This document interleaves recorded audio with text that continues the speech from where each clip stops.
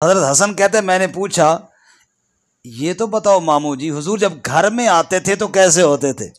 आप तो हुजूर के घर में रहे। तो उन्होंने बताया काना इज़ा आवा इला मंजिली, अल्लाह के पाक नबी सल्लल्लाहु अलैहि वसल्लम जब अपने घर तशरीफ लाते तो जज़ा दुखूलहू सलासन, अल्लाह के नबी आप सल्लल्लाहु अलैहि वसल्लम अपने घर में आने को तकसीम फरमा लेते सलासत अजजाइन, जितना वक़्त आपने घर में रहना होता उस वक़्त के 3 हिस्से फरमा लिया करते थे। बोलो कितने हिस्से जी? फरमाया जुज़अन लिल्लाहि अज़्ज़ा वजल, पहला हिस्सा अल्लाह की हम्दो सना के लिए, अल्लाह की तस्बीह के लिए, अल्लाह की तारीफ़ों के लिए। घर के अंदर अगर 3 घंटे मसलन अल्लाह के पाक नबी सल्लल्लाहु अलैहि वसल्लम ने रहना है, उन 3 घंटों में 1 घंटा तो अल्लाह का जिक्र ही फरमाते रहते, 1 घंटा तो अल्लाह की तस्बीहात ही करते रहते, कभी तिलावत करते, कभी नमाज के अंदर मसरूफ हो जाते। एक हिस्सा अल्लाह की याद के लिए, एक हिस्सा अल्लाह के जिक्र के लिए, एक हिस्सा अल्लाह की तस्बीहात के लिए वक़्फ़ होता था अल्लाह के पाक नबी सल्लल्लाहु अलैहि वसल्लम का। और उम्मत को भी सबक दिया है ला तजालू बुयूतकुम कुबूरा, अपने घरों को कब्रिस्तान न बनाया करो, घरों में अल्लाह का जिक्र किया करो, घरों में कुरान की तिलावत किया करो, घरों में नफल नमाजें अदा किया करो। जिस घर में कुरान की तिलावत हो शैतान उस घर से भाग जाया करता है। आज हमारे घरों में टीवी तो हर वक्त चल रहा है और ये मोबाइल फितना उससे बड़ा है। क्या मौलवी और क्या गैर मौलवी, हमारा सबका यही हाल है, हर वक्त चल रहा है। इसमें साज हैं, इसमें गाना है, इसमें गैर महरम की तस्वीरें हैं। ये सब वो काम हैं जो गुनाह के हैं, जो अल्लाह की नाराज़गी के हैं। ये तो हर वक्त चल रहा है हमारे घर में, लेकिन घर में कुरान की तिलावत कितनी होती है वो मुझे अपने घर का पता है और आपको अपने घरों का पता है। घर में नफल नमाज कितनी पढ़ी जाती है सब जानते हैं, घर में जिक्र अज़कार कितना होता है सबको मालूम है। तो अल्लाह के नबी सल्लल्लाहु अलैहि वसल्लम ने हर रोज घर में जाने का जितना वक़्त होता एक हिस्सा अल्लाह के जिक्र के लिए रखा होता। अब जब हमारे घरों में जिक्र नहीं होता तो नतीजा क्या निकलता है? बेबरकतियां आ जाती हैं, नहुस्तें आ जाती हैं। फिर हम कहते हैं दुश्मन बड़े ने किसी मेरे ते कुछ कर देता है। फिर वो कारी मुनीर साहब के पास जाते हैं, कारी साहब ये सही छेल उतारते हैं। क्यों कारी साहब? ये मैंने बुजुर्गों के लिए लतीफ़तन बात कही है, वरना कारी साहब तो बामल आदमी है। मकसद ये है कि फिर वो जाते हैं इधर कभी उधर, किसी ने कुछ कर दिया। मेरे भाई किसी ने तो बाद में किया होगा, सबसे पहले तूने खुद अपना बेड़ा गर्क किया। क्यों जी कारी हसन मालिक साहब? सबसे पहले तूने खुद अपना बेड़ा गर्क किया है। तू अगर अपने घर के साथ खुद मुखलिस होता तो घर में तिलावत करता, घर में सूरह यासीन पढ़ता। क्यों साजी? सूरह बकरा पढ़ी जाए तो अल्लाह के नबी ने क्या फरमाया? शैतान यहां से भाग जाता है। तू अगर आखिरी सूरतें पढ़ता, घर के अंदर रोजाना आयतुल कुर्सी तिलावत होती तो शैतान ने तो भाग जाना था ना। तूने घर में ये काम नहीं किया, गाने चलाए, तूने घर में फिल्में देखी, तूने घर में ड्रामे देखे, तूने सारा दिन सारी रात घर में अल्लाह को नाराज करने वाले काम किए। फिर किसी ने क्या करना था, तूने खुद ही अपना बेड़ा गर्क कर दिया।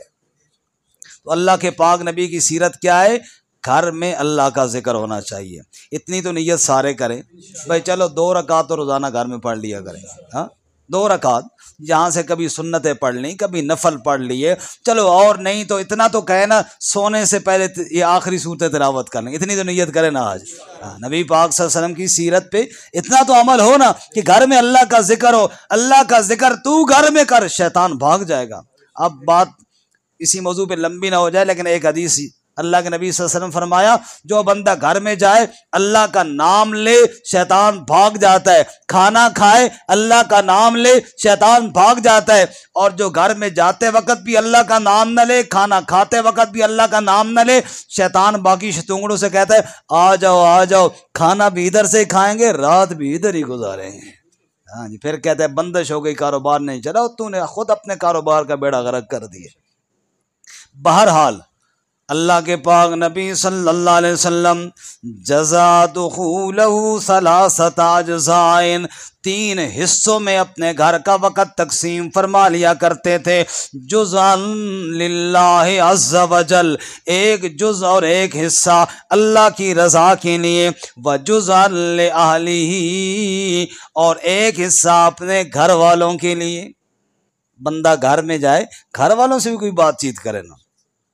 एक कारोबारी दोस्त बता रहे थे कि हम तो महीना महीना अपने बच्चों से मिलते ही नहीं हैं, रात को छुट्टी करते हैं 11-12 बजे, दुकान बंद की, कारोबार ख़त्म हुआ, 12 बजे 1 बजे घर गए, बच्चे सोए होते हैं, हम भी जाके सो जाते हैं। सुबह हम उठते हैं 9 बजे 10 बजे, और बच्चों ने 7 बजे स्कूल जाना होता है, वो 7 बजे उठ के स्कूल चले जाते हैं, हम सोए होते हैं।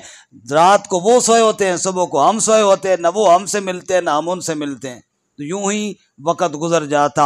अल्लाह के पाक नबी सल्लल्लाहु अलैहि वसल्लम ने रोज़ाना एक हिस्सा अपने घर वालों के साथ बातचीत के लिए रखा होता था। उनके हाल अहवाल पूछे, मिलकर बैठ के खाना खाया, बातचीत हुई, ये भी ज़रूरी है। आपने इरशाद फरमाया, तो मैं बेहतर वो है जो घर वालों के लिए बेहतर हो, और मैं अपने घर वालों के लिए बेहतर हूँ। मैं आपको अपनी कमज़ोरी की 2 मिसालें सुनाऊँ।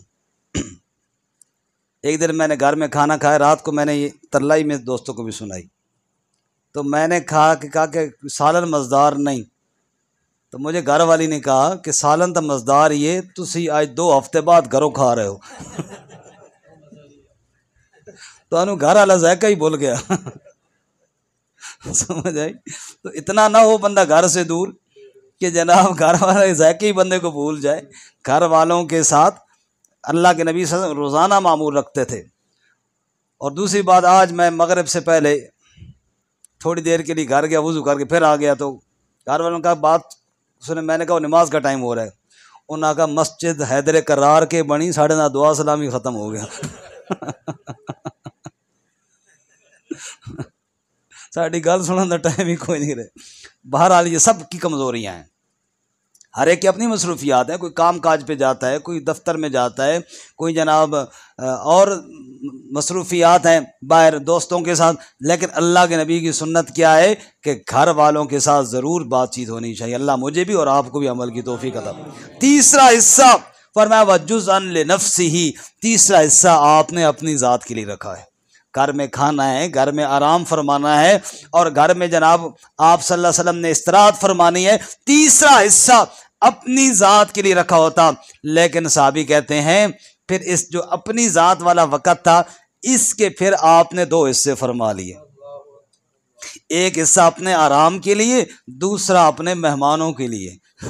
घर में कोई मेहमान आ गया, कोई बातचीत हुई, उसके लिए। लेकिन फरमाया मेहमान के लिए अपने वक़्त से हुजूर वक़्त दिया करते थे, जिक्र अज़कार वाले वक़्त से भी नहीं देते थे, और जो घर वालों का वक़्त था उससे भी नहीं देते थे। अंदाज़ा फरमाया सीरत का। अब इसमें मैं क्या और आप क्या, हमारी सब की कमज़ोरियाँ सामने आ गई कि नहीं? मेहमान आ गया तो बस गई ना बात, जिक्र भी क्या, मामूलात गए, घर वालों की बातचीत भी ख़त्म हो गई। अल्लाह के नबी सल्लल्लाहु अलैहि वसल्लम अपना वक़्त पहले से मुंतखब होता, उस वक़्त में से मेहमानों के लिए, दोस्त अहबाब के लिए जो घर में मिलने आए हैं, उनसे बातचीत के लिए वक़्त निकालते थे। लेकिन जिक्र अज़कार में भी कमी नहीं आने देते थे, घर वालों से बातचीत में भी कमी। सब कहो सुभान अल्लाह। अच्छा, इस अपने हिस्से में जो लोग मिलने आते, आप सल्लल्लाहु अलैहि वसल्लम उनसे बातचीत करते, खैर खाई की बातें होती। साथ ये भी फरमाया करते थे, भाई बाज़ लोग यहाँ पे मेरे पास घर में नहीं आ सकते, अगर किसी का कोई मसला परेशानी हो तो तुम मुझ तक बात पहुँचा दिया करो। और फिर हुजूर ये भी इरशाद फरमाते, फ़इन्नहु मन अबलग़ सुल्तान हाजतन मल्ला यस्ततिउ इबलाग़ुहा सब्बतल्लाहु क़लमैहि यौमल क़ियामा। जिसने किसी हाजतमंद की हाजत बादशाह तक या किसी बड़े तक पहुंचा दी, दिन क़यामत के अल्लाह उसके कदमों को साबित कदमी अता फरमाएगा। कितने बड़े अजर और फजीलत से इरशाद फरमाई। मालूम हुआ बाज़ लोग उनकी रसाई होती है हुकूमत तक, हुकूमत के अफसरान तक, जहाँ तक आम आदमी की नहीं होती। उनको चाहिए किसी का मसला है तो बता दिया करें, बात पहुँचाने पर कितना अजर अल्लाह के नबी ने बताया सल्लल्लाहु अलैहि वसल्लम। खैर आगे रावी कहते हैं वला युज़ करो अनहो इल्ला ज़ालिका, हुजूर की मजलिस में बस यही 3 काम होते थे और कुछ नहीं होता था, और घर में इसके अलावा और कुछ नहीं होता। आगे फरमाया होता भी कैसे कुछ, वला युक़बलु मिन अहदिन गैरहू, इसके अलावा कोई गैर काम अल्लाह के नबी कबूल ही नहीं फरमाते थे, किसी को करने ही नहीं देते थे, फजूल बात करने ही नहीं देते थे, इसके अलावा और कोई मशगला ही नहीं था, लिहाजा किसी को जुर्रत भी नहीं होती थी। और एक और बात बड़ी मज़ेदार, आप सल्लल्लाहु अलैहि वसल्लम की घर की बात, जो घर की ज़िंदगी में अर्ज़ कर रहा हूँ ना, घर में क्या मामूलात होते थे। एक और बात हदीस में आता है, फरमाया वला यफ्तरिकूना, आप सल्लल्लाहु अलैहि वसल्लम के बाद जो घर से मिलने के लिए आते इल्ला अन ज़वा के, फरमाया वो जब वापस जाते तो खाली न जाते, कुछ न कुछ चीज़ चख कर जाया करते थे। पानी होता तो पानी पिला देते, दूध होता तो दूध पिला देते। मालूम हुआ मेहमान घर में आए तो कोई ना कोई चीज़ पेश करनी चाहिए। हमारे साथी इत्काफ बैठे तो मुझे कहने लगे हूँ खाना था कि मौलवी साहब के घर वासी ने। मैं कहा जब मौलवी साहब के घर इत्काफ बैठे हो तो फिर मौलवी साहब के घर वासी थे, अल्लाह के घर बैठे हो तो फिर अल्लाह ना गल करो। फिर ये मैं इस वास्ते वजाहत कर दी थी भी साथी इन्ना दरस सुबह भी खाना पेश करो, तो भाई तुम मस्जिद बैठे हो, मेरे घर नहीं बैठे हो, ये ज़हन रखे। समझ आइए ना, मस्जिद में कोई साथी ले आए तो अच्छी बात है, हम सब मिलकर खा लेंगे, वरना जो हमारे घर जाएगा फिर सुन्नत ये है कि उसको कोई ना चीज़ पेश करनी चाहिए। आप सल्लल्लाहु अलैहि वसल्लम ये भी इरशाद फरमाया, मेहमान गया किसी के घर में, अब उसने सोचा यार मेरे घर में तो ये चीज़ है मामूली है, अब मैं ये कैसे पेश करूं यार, मेहमान कहेगा ये खाना देता है, ये सालन है। अल्लाह के नबी ने फरमाया ना, जो घर में चीज़ है वो पेश करो, उसको हकीर ना समझो। फरमाया अगर अपनी चीज़ को हकीर समझोगे तो तुमने अल्लाह की नेमत की कदर ही नहीं की, जो चीज़ है पेश कर दो। और आगे अल्लाह के नबी ने फरमाया अगर मेहमान उसको हकीर समझे तो इसने भी कदर नहीं की, इसने भी कदर, जो चीज़ मेज़बान के पास है वो पेश करे, और मेहमान को चाहिए जो चीज़ पेश हुई उसको कबूल करे। और अगर और कुछ नहीं है तो पानी का गिलास तो होगा ना घर में, पानी पेश करे। बहरहाल ये आप सल्लल्लाहु अलैहि वसल्लम के घर के कुछ आदाब थे। मैंने जो तरतीब बनाई थी वो तो ये था कि हुजूर की मजलिस के आदाब भी सुनाऊंगा और बाहर के भी, लेकिन मेरा ख्याल है वक़्त काफ़ी हो गया, ज़ौक़ बाकी होना चाहिए। इंशाअल्लाह ज़िंदगी बाकी, मुलाकात बाकी, इससे आगे अगले हफ्ते के दरस में इंशाअल्लाह बयान होगा। अल्लाह ताला अमल की तौफ़ीक़ अता फ़रमाए। व आखिर दावा।